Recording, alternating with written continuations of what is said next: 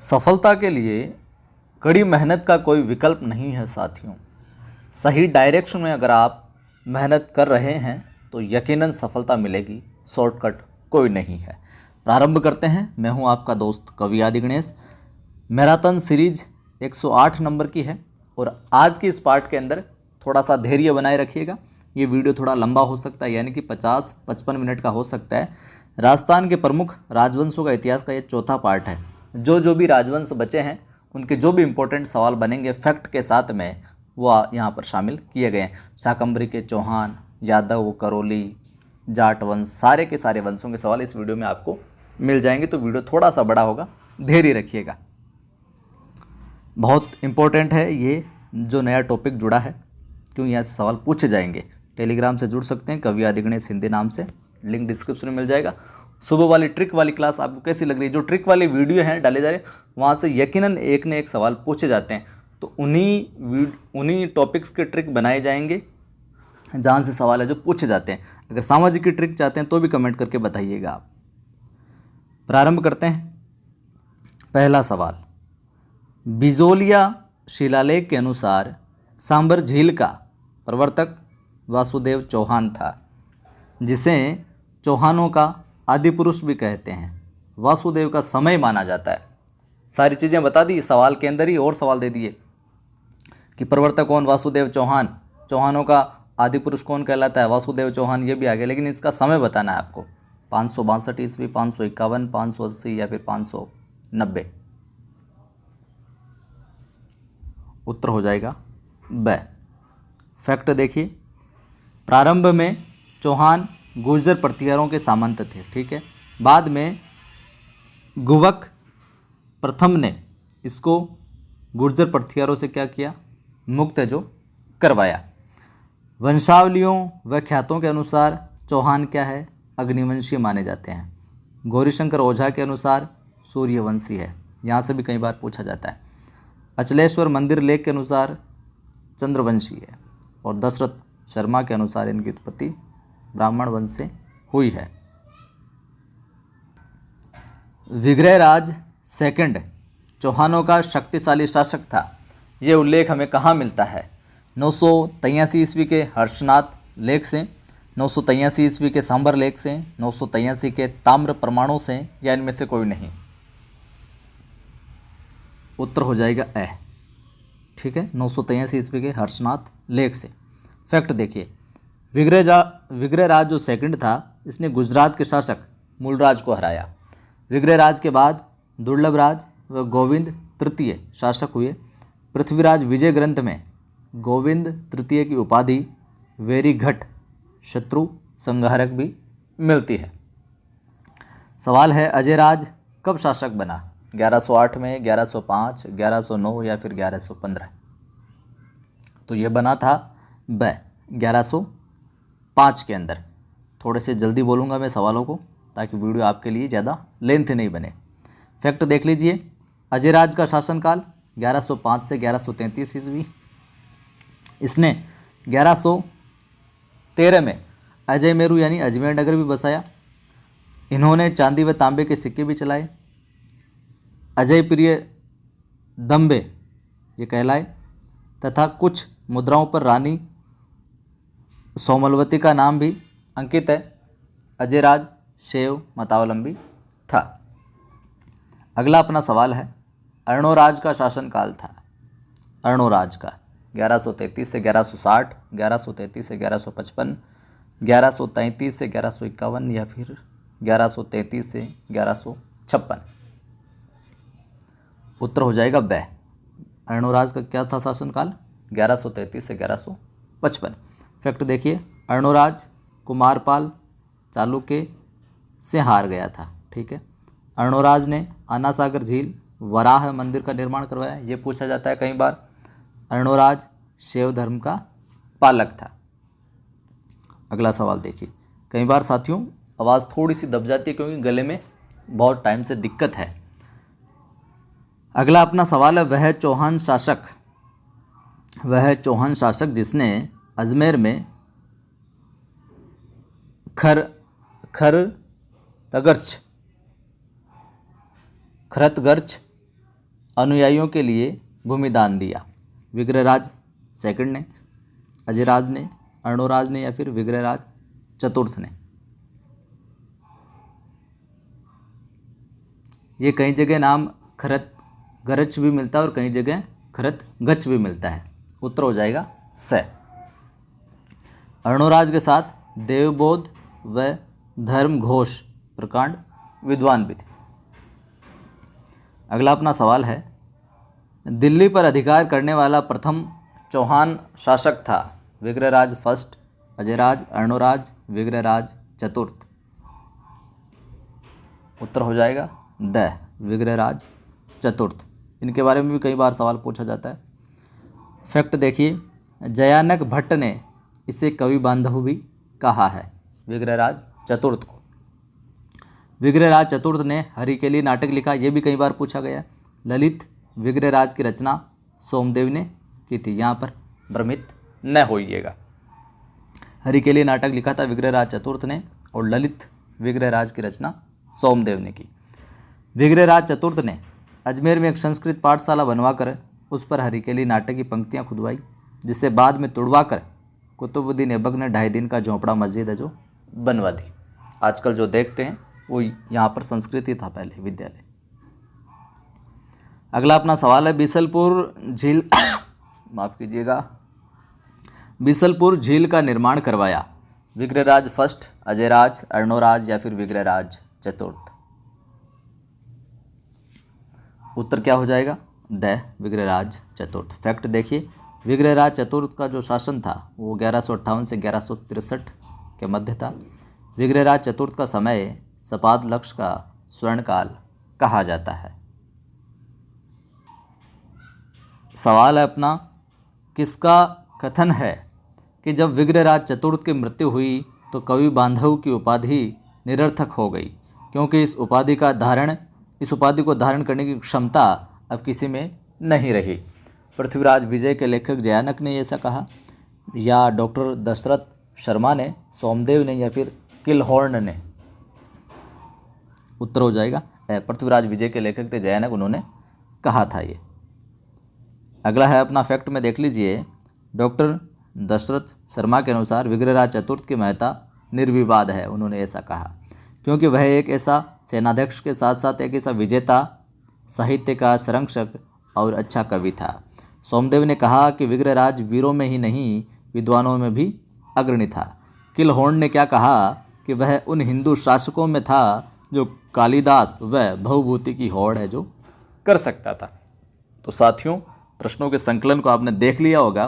प्रश्नों के साथ साथ इतने फैक्ट उपलब्ध करवाए जा रहे हैं, कंप्लीट रिवीजन भी हो रहा है और यहाँ से आपका एक भी प्रश्न है जो नहीं छूटेगा, हमें ऐसा विश्वास है पूर्णतः। तो वीडियो को आप ज़्यादा से ज़्यादा शेयर किया करें, लाइक किया करें, कमेंट करके उत्साहवर्धन किया करें, ताकि हमें और संबल मिले आपको और अच्छी सामग्री उपलब्ध करवाने का। फैक्ट में देख लीजिए, अपना अगला सवाल है यहाँ पर कि पृथ्वीराज तृतीय किस आयु में शासक बना? 10 वर्ष, 15, 20 या 11 वर्ष? तो ये बन गया था अपने 11 वर्ष में ही पृथ्वीराज तृतीय। फैक्ट देखिए, यह शाकंभरी के चौहानों में सबसे प्रसिद्ध शासक था। ठीक है, परमर्दिदेव चंदेल के सेनापति आलाउदल भी पृथ्वीराज से युद्ध करते हुए वीरगति को प्राप्त हुए थे। इन्होंने कन्नौज के गहड़वाल शासक जयचंद को भी हराया था तथा उसकी पुत्री संयोगिता का अपहरण कर लिया। तराइन प्रथम युद्ध 1191 में गौरी को हराया था, पूछा गया है, परंतु तराइन के दूसरे युद्ध में 1192 में हार गए थे। आगे देखिए, अगला सवाल है, भारत में तुर्की शासन की नींव पड़ना किस युद्ध के साथ माना जाता है? कि तुर्की शासन की नींव पड़ गई थी, कौन से युद्ध के साथ माना जाता है? तराइन का प्रथम, तराइन का सेकंड युद्ध, तराइन का तृतीय या इनमें से कोई नहीं? उत्तर हो जाएगा ब, तराइन के सेकंड युद्ध में जहाँ पृथ्वीराज हारा था वहीं से तुर्की शासन की नींव पड़ गई थी, यूँ समझो आप। अब बात कर लेते हैं रणथंभौर के चौहान वंश की, वहाँ से सवालों की, कि रणथंभौर के चौहान वंश का संस्थापक था महेंद्र राज, गोविंद राज, महेश राज या फिर देवराज? तो कौन था? ब। आपको उत्तर आता हो तो फटाक से वीडियो रोक के कमेंट किया करें आप विकल्प सुनते ही। फैक्ट देख लीजिए, इस वंश की जो स्थापना है 1194 ईस्वी को हुई। गोविंदराज ने की थी रणथंभौर के चौहान वंश की स्थापना। ये पृथ्वीराज तृतीय का पुत्र था। गोविंदराज के उत्तराधिकारियों में वाल्हन, प्रल्हादन, वीर नारायण। हमीर की बात कर लेते हैं। 1182 से 1301 शासनकाल चौहान वंश के अंदर ही हमीर ने दिग्विजय की नीति अपनाई। हमीर द्वारा मंगोल विद्रोहियों को शरण देने के कारण खिलजी ने 1299 व 1301 में रणथंभौर पर आक्रमण किया। हमीर की रानी थी रंगदेवी। हमीर महाकाव्य किसने लिखा? नए चंद्र, शौरी, जोधराज, चंद्रशेखर या इनमें से कोई नहीं। तो किसने लिखा हमीर महाकाव्य? उत्तर हो जाएगा ए, नयन चंद्र सूर्य ने लिखा था हमीर महाकाव्य। और जोधराज ने हमीर रासो तथा चंद्रशेखर ने हमीर हट लिखा था। ठीक है, देखिए जोधरासो, रासो, हमीर रासो, जोधराज, राज रासो इस तरीके से याद कर लेना। चंद्रशेखर, अपने चंद्रशेखर आज़ाद थे जो क्या थे? हठी थे कि मैं अपनी गोली से मरूंगा अंग्रेजों की गोली से नहीं। तो हठी थे यानी हमीर हट, चंद्रशेखर हमीर हट ने लिखा। तो इस तरीके से आप जोड़ तोड़ के याद रख सकते हैं। जालोर के चौहान वंशों की बात करते हैं। दिल्ली सल्तनत यानी कि 1206 से 1526 का शासनकाल। दिल्ली सल्तनत के समय जालोर पर अधिकार था राठौड़ों का, चौहानों का, मराठों का या फिर चंदेलों का। उत्तर हो जाएगा यहाँ पर चौहानों का शासन था, अधिकार था। फैक्ट में देख लीजिए, जालोर के चौहान वंश का संस्थापक कीर्तिपाल माना जाता है, जिसने 1181 में नींव डाली थी जालोर की। वहीं अगला सवाल है, जालोर के चौहानों में सर्वाधिक शक्तिशाली शासक कौन था? कीर्तिपाल, कान्हड़देव, बीरमदेव, इनमें से कोई नहीं।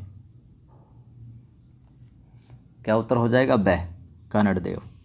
फैक्ट देख लीजिए, नेणसी ने कान्हड़देव व खिलजी के मध्य युद्ध का कारण कान्हड़देव के पुत्र वीरमदेव द्वारा सुल्तान की पुत्री कौन फिरोजा से विवाह को इनकार कर दिया था। वो वीरमदेव को पसंद करती थी फिरोजा, लेकिन यहाँ पर जब निमंत्रण वगैरह आया तो उसने इनकार कर दिया। इनके मध्य विवाद का एक कारण कान्हड़देव द्वारा खिलजी सेना को गुजरात का रास्ता नहीं देना भी है। तो ये दो प्रमुख कारण बने थे। फिर अगला अपना सवाल है, खिलजी के कब जालोर के सिवाना किले पर अधिकार किया था? खिलजी ने कब है जो जालोर की सिवाना किले पर अधिकार किया? 1305, 1306, 7 या फिर 1308? तो कब किया था? 1308 में किया था। और इसका जीतकर नाम क्या रखा था? फिर सिवाना खैराबाद रखा था। कमालुद्दीन गुर्ग को वहाँ का क्या बनाया? खिलजी ने प्रतिनिधि बनाया। 1311 में अलाउद्दीन ने कान्हड़देव के एक दैया सरदार बीका के विश्वासघात के कारण जालोर दुर्ग पर क्या कर लिया? अधिकार कर लिया। वहीं अलाउद्दीन ने जालोर को जीतकर नाम क्या रखा था? फिर जलालाबाद। ठीक है, खैराबाद तो सिवाना को जीत कर रखा और जलालाबाद है जो यहाँ पर जालोर को जीत कर रखा था। अब बात कर लेते हैं आमेर के कछवाह वंश की। यहाँ से सवालों की। वीडियो को लाइक नहीं किया तो ज़रूर कर दें आप। लाइक में क्या जाता है यार, कोई पैसे नहीं लगते। कमेंट भी कर दिया करें आपको अच्छा लगे तो, और शेयर करना है तो आपको अच्छा लगे कि यार औरों को भी मदद हो सकती है तो ज़रूर शेयर किया करें। फेसबुक, व्हाट्सएप, टेलीग्राम जो भी ग्रुप है। आमेर का कछवाह वंश अपनी उत्पत्ति मानते हैं श्री राम के पुत्र कुश से जो ज्येष्ठ था, मौर्य काल के राजा अशोक से, गुप्त काल के शंकु वंश से या इनमें से कोई नहीं। तो आमेर का जो कछवाह वंश है अपनी उत्पत्ति कहाँ से मानता है? ए, श्री राम के पुत्र ज्येष्ठ पुत्र कुश से।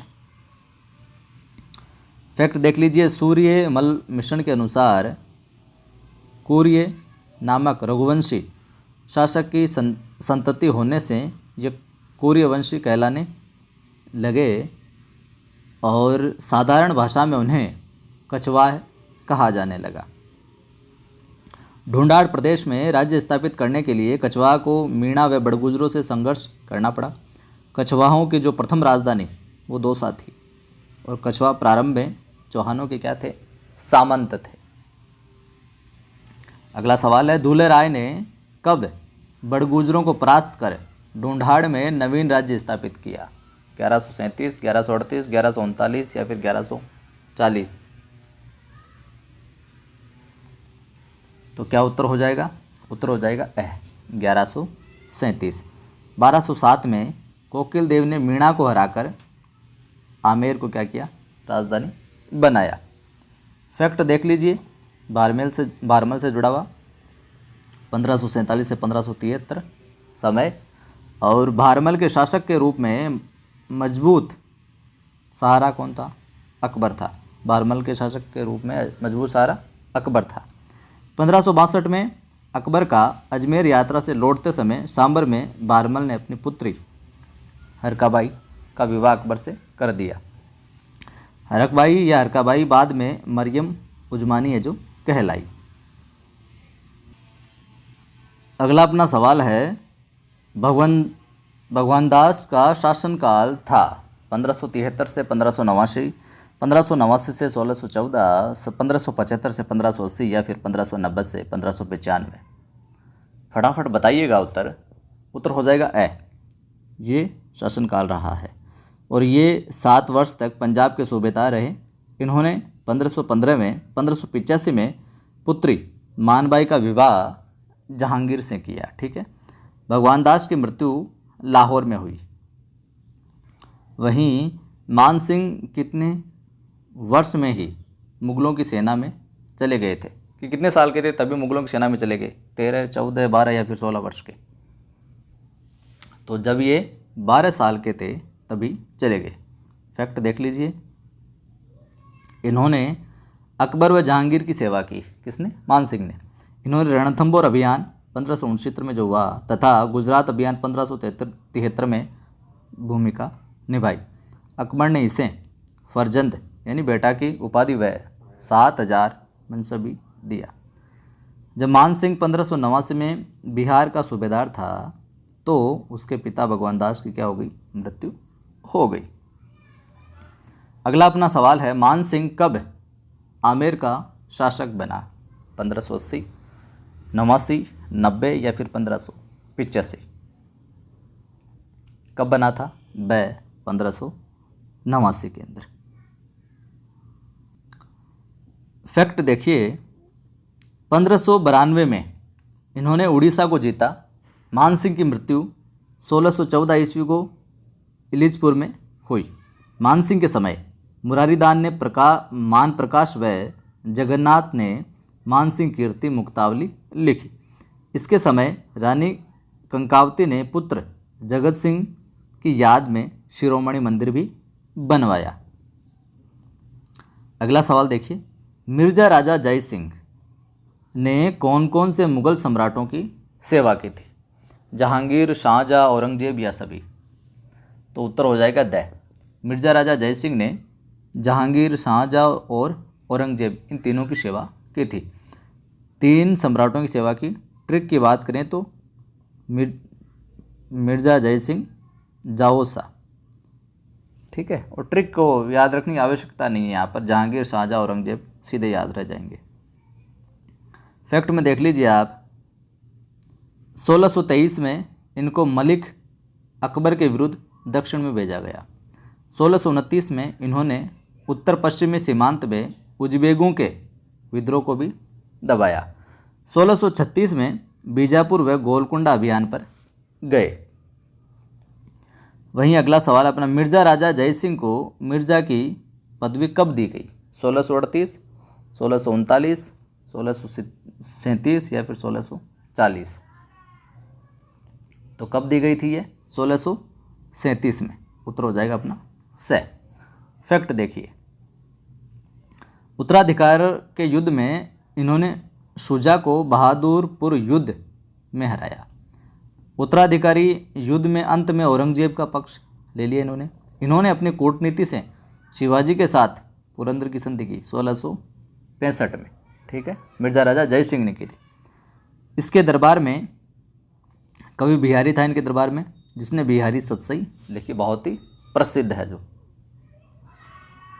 अगला सवाल अपना, सवाई जय सिंह को सवाई की उपाधि किसने दी? जहांगीर, शाहजहाँ, औरंगजेब, शुजा ने? उत्तर हो जाएगा औरंगजेब ने दी थी, क्योंकि वह औरंगजेब की नज़र में जय सिंह फर्स्ट से बढ़कर सवाया था। इसी समय से उनके बाद के जयपुर राजाओं ने सवाई उपाधि जो प्रयोग की थी। अगला अपना सवाल है कि सवाई जय सिंह का जन्म हुआ था। तो बता देता हूँ मैं उत्तर आपको सीधा ही ए उत्तर। 3 दिसंबर 1688 को सवाई जय सिंह का जन्म होता है। फैक्ट देख लीजिए, फैक्ट हो जाएगा 1700 में जय सिंह यानी सवाई ने आमेर का राज्यभार संभाला। 1707 में औरंगजेब की मृत्यु के बाद जय सिंह ने उत्तराधिकार युद्ध में आजम का साथ दिया तथा मुअज्जम विजयी रहने पर उसने आमेर पहुंचकर विजय सिंह को शासक बनाया। आमेर का नाम मोमिनाबाद रखा। तो ये सवाल भी कई बार पूछा जाता है। औरंगजेब की मृत्यु 1707। अगला अपना सवाल है सवाई जय सिंह के प्रयासों से कब राजपूतों का हुरड़ा सम्मेलन बुलाया गया ताकि मराठों का सामना हो सके। विकल्प पढ़ लिए आप और बताइए उत्तर। तो कब हुआ ये? उत्तर हो जाएगा ब 17 जुलाई 1734 को।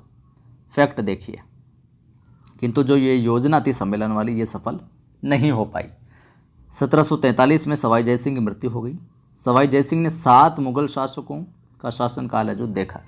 1725 में सवाई जय सिंह ने नक्षत्रों की शुद्ध सारणी बनवाई और नाम जीज मोहम्मद शाही रखा। जय सिंह ने जय सिंह कारिका नामक ज्योतिष ग्रंथ की रचना की। क्या? जय सिंह कारिका। वहीं जय सिंह ने जयपुर, दिल्ली, मथुरा, उज्जैन और बनारस में वेदशाला भी बनवाई। जयपुर जो वेदशाला है यानी कि जंतर मंत्र जो है सबसे बड़ी है, जिसे 2010 में विश्व धरोहर में भी शामिल है जो किया गया है। उत्तर हो जाए। सवाल अगला अपना, जयपुर नगर का वास्तुकार था विद्याधर, विद्यासागर, विद्या प्रकाश या सभी? है ना कन्फ्यूजन करने वाले विकल्प इसी तरह के आएंगे अगर आएंगे तो। उत्तर हो जाएगा ए विद्याधर। ठीक है। फैक्ट देखिए, ये जो नगर है 1727 में निर्मित हुआ। जय सिंह अंतिम हिंदू नरेश था जिसने अश्वमेघ यज्ञ है जो करवाया। इन्होंने 1734 में नाहरगढ़ किले का निर्माण भी करवाया। इन्होंने जयगढ़ में जयबाण तोप का निर्माण भी करवाया। इन्होंने सवाई जय सिंह यानी सवाई जय सिंह इन्होंने मतलब सवाई जय सिंह ने चंद्रमहल, सिसोदिया रानी महल, जल महल भी बनवाया। सवाई जय सिंह पहला राजपूत हिंदू शासक था जिसने सती प्रथा रोकथाम के प्रयास किए तथा विधवा विवाह मान्यता के नियम भी बनाए। अगला अपना सवाल है जैसलमेर का भाटी वंश। तो यहां से आप देखिए, जैसलमेर के भाटी राजवंश स्वयं को मानते हैं चंद्रवंशीय यादवों से संबंधित, भगवान श्री कृष्ण से संबंधित। दोनों कथन सत्य हैं या एक भी कथन सही नहीं है? उत्तर हो जाएगा स। तो जैसलमेर के जो भाटी राजवंश वाले हैं वो स्वयं को चंद्रवंशीय यादवों से संबंधित मानते हैं और भगवान श्री कृष्ण से संबंधित मानते हैं। दोनों ही सही है। फैक्ट में देख लीजिए, विजयराज के काल में भाटियों का नियमित इतिहास मिलता है तथा विजयराज का पुत्र भोज था तथा भोज के पुत्र जैसल ने जैसलमेर की नींव माफ़ कीजिएगा, जैसलमेर की नींव रखी। जैसल ने जैसलमेर का किला 2.5 शाखे हेतु प्रसिद्ध है। प्रथम शाखा मूलराज के समय खिलजी का आक्रमण हुआ तब, दूसरा शाखा रावल दूदा के समय फिरोज शाह तुगलक का आक्रमण हुआ तब, और तीसरा जो अर्ध शाखा 1550 में जब लूणकरण ने कंधार के शासक अमीर अली को शरण दी, परंतु अमीर अली ने लूणकरण पर धावा बोल दिया। अगला सवाल है अपना, जैसलमेर के शासक लूणकरण की मृत्यु हुई प्रथम शाके के समय, दूसरे शाके के समय, तृतीय अर्ध शाके के समय या इनमें से कोई नहीं? तो उत्तर क्या हो जाएगा? द। इनमें से कोई भी नहीं है। इस तरीके से भी सवाल पूछे जा सकते हैं। फैक्ट देखिए, जब अमीर अली ने अचानक आक्रमण कर दिया तो लूणकरण मारा गया, परंतु भाटी विजयी रहे अतः जौहर नहीं हुआ था। माफ़ कीजिएगा, यहाँ पर ये द विकल्प नहीं, इनमें से नहीं, यहाँ पर होगा स विकल्प। तृतीय अर्धसाके के समय हुई थी, यहाँ पर दावा बोला था, उसी दौरान हुई थी। ठीक है, ये ऑप्शन थोड़ा सा गलत हो गया यहाँ पर। अगला हमारा है भरतपुर का जाट राजवंश। यहाँ से सवाल देखिए, जाट जाति का राजनीतिक शक्ति के रूप में उत्थान किस मुगल शासन में हुआ? अकबर, शाहजहां, औरंगजेब, शुजा। उत्तर हो जाएगा स औरंगजेब। फैक्ट में देखिए, 1669 में मथुरा क्षेत्र के जाटों ने अपने नेता गोकुल के नेतृत्व में औरंगजेब के विरुद्ध विद्रोह किया। इस नेतृत्व में गोकुल मारा गया, परंतु विद्रोह को राजा राम ने जारी रखा।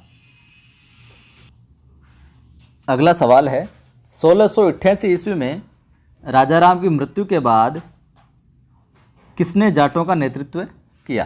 चूड़ामन, बदन सिंह, सूरजमल या मूलराज? तो किसने किया था? उत्तर हो जाएगा ए, चूड़ामन ने किया। वहीं चूड़ामन राजा राम का भतीजा था। ये का कार्यकाल जो है 1695 से 1721 के बीच।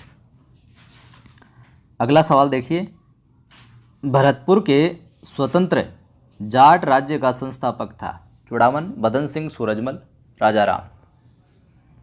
उत्तर हो जाएगा ए, चूड़ामन ने धून नामक स्थान पर है जो किला बनवाया। बदन सिंह की हम बात करें तो बदन सिंह का शासन जो समय है 1723 से 1756। बदन सिंह जो है चूड़ामन का उत्तराधिकारी था।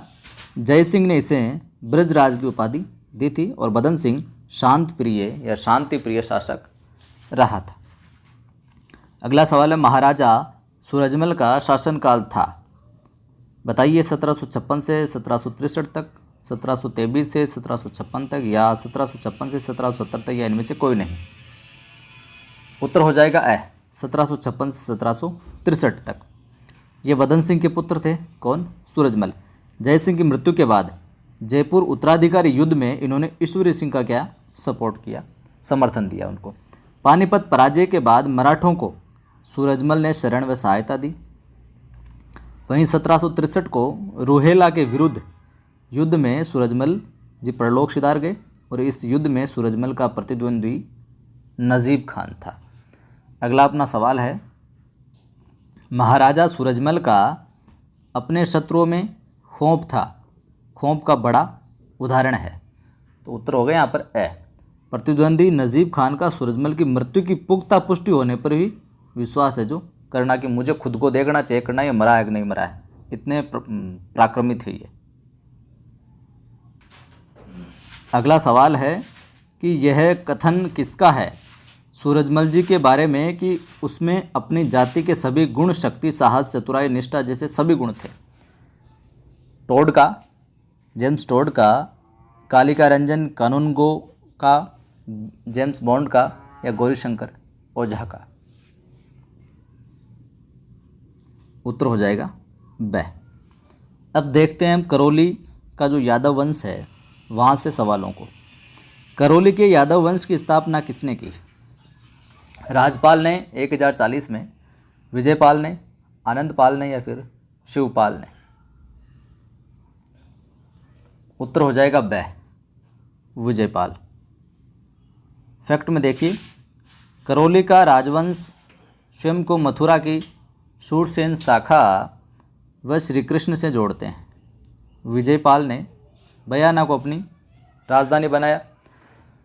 1348 में अर्जुनपाल ने कल्याणपुर है जो बसाया, जिसे वर्तमान में करौली के नाम से जानते हैं। और धर्मपाल द्वितीय ने 1650 में करौली को राजधानी बनाया। ये आगे के इनके वंश के शासक रहे हैं।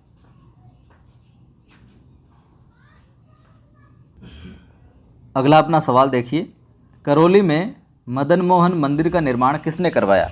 गोपाल पाल ने, अर्जुन पाल ने, शिवपाल ने, या फिर रामपाल ने?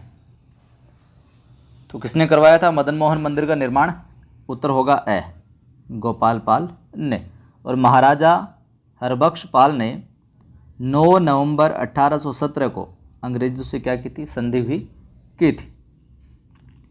बात करते हैं परमार वंश की, यहाँ से सवाल की।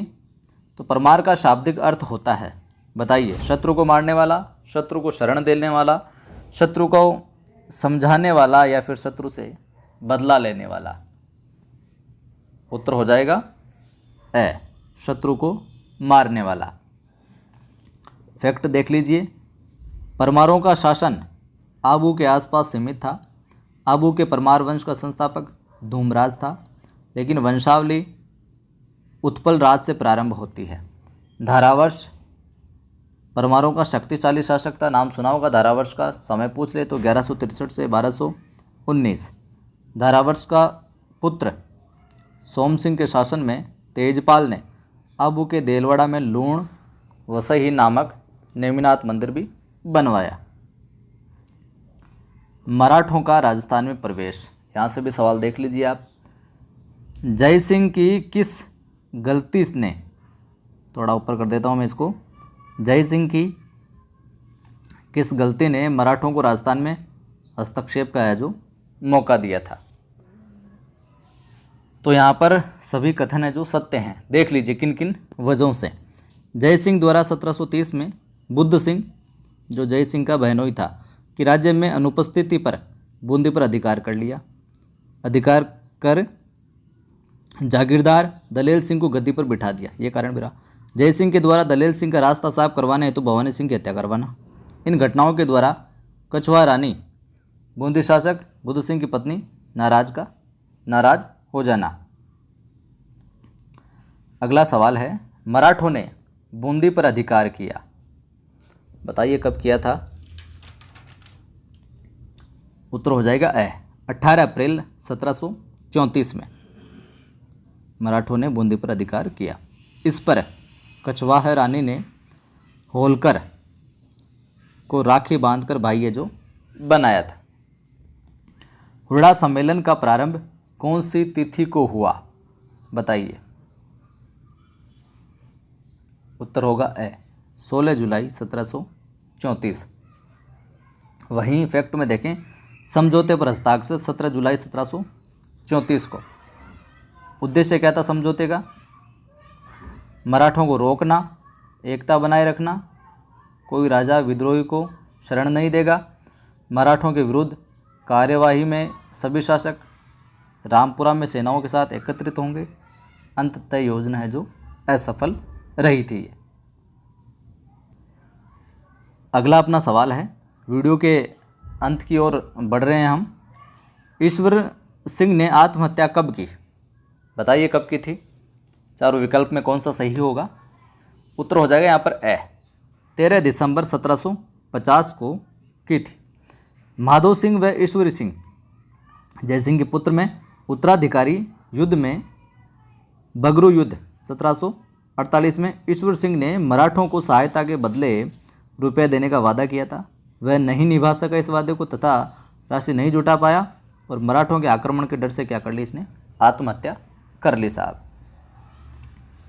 अगला अपना सवाल है, माधो सिंह ने मराठों का कत्लेआम कब करवाया था? तो ये करवाया था उन्होंने 10 जनवरी 1751 को करवाया था। और ये जो घटना है उस वक्त की है जब मराठा जयपुर भ्रमण पर आए थे। आगे देखिए, अगला अपना सवाल है, तुंगा का युद्ध कब हुआ था? विकल्प देखिए और बताइए उत्तर, तुंगा का युद्ध कब हुआ था। सही उत्तर हो जाएगा ब, 28 जुलाई 1787 को हुआ था तुंगा का युद्ध। और ये जो युद्ध है लाल सोट, यानी कि लाल सोट भी दौसा में, लाल सोट दौसा में हुआ था। और ये है युद्ध मराठा वर्सेज राठौड़ कछुआओं का जो गठबंधन था उनके बीच में हुआ था। और मराठाओं में कौन? महाजी सिंधिया थे। आगे देखिए फैक्ट में, राठौड़ कछुआ गठबंधन में शामिल राज्य व्यक्ति थे जोधपुर महाराजा विजय सिंह, शिवपुर व करौली के शासक तथा मुगल फौजीदार मोहम्मद बेग हमदानी। और ये युद्ध क्या रहा? अनिर्णायक रहा, कोई डिसीजन नहीं निकला इसका। अगला सवाल है, पाटन का युद्ध किन के मध्य हुआ? तारीख पूछे तो 20 जून 1790 को हुआ था। किन के मध्य हुआ बताइए। सही उत्तर ब, मराठों व राजपूतों के मध्य हुआ था पाटन का युद्ध। और इसमें क्या मराठों को माफ़ कीजिएगा, मराठों को जीत मिली थी। मालपुरा युद्ध की बात करें तो 16 अप्रैल 1800 को हुआ, राजपूत वर्सेस मराठा, इसमें भी मराठों को विजय मिली थी। एक दो सवाल और रहे हैं। वीडियो को आपने शेयर नहीं किया तो ज़रूर करें, लाइक भी नहीं किया तो लाइक भी कर देना। कृष्ण कुमारी विवाद किनके मध्य हुआ था? जगत सिंह जयपुर व मान सिंह जोधपुर, भीम सिंह मेवाड़ व मान सिंह जोधपुर, भीम सिंह मारवाड़ व भीम सिंह मेवाड़ वाले, या इनमें से कोई नहीं? उत्तर हो जाएगा ए। क्या उत्तर हो जाएगा? ए उत्तर हो जाएगा। ये देख लीजिए आप, वीडियो रोक के क्या घटनाक्रम हुआ था जिसकी वजह से ये विवाद हुआ, वो पढ़ लीजिए आप। अगला सवाल बता देता हूँ मैं आपको। राजस्थान का वह राज्य जो मराठों की लूटमार से बचे रहे, कौन से थे? बीकानेर, जैसलमेर, अजमेर, नागौर, कोटा, बूंदी, हनुमानगढ़, जालौर। उत्तर हो जाएगा ए, बीकानेर व जैसलमेर। फैक्ट देख लीजिए। जोधपुर शासक अभय सिंह की मृत्यु जून 1749 में। जोधपुर उत्तराधिकारियों में संघर्ष जो है, संघर्ष से संबंधित जो व्यक्ति थे, भगत सिंह, अभय सिंह, राम सिंह, अभय सिंह का पुत्र था ये, विजय सिंह, माधो सिंह, ये आदि थे। इनके बीच में उत्तराधिकार का संघर्ष है जो चला था। तो ये था अपना जो राजस्थान की प्रमुख राजवंश है उनका इतिहास कंप्लीट हो गया आज। इसके बाद में अगले वीडियो में कल हम सवालों का संकलन लेकर आएंगे राजस्थान के प्रमुख संत व लोक देवता है वहाँ से। लाइक शेयर कर दीजिए। आप पहली बार देख रहे हैं सब्सक्राइब कर लेना, घंटे के निशान को दबा लेना ताकि आने वाली वीडियोज़ की सूचना आपको मिलती रहे।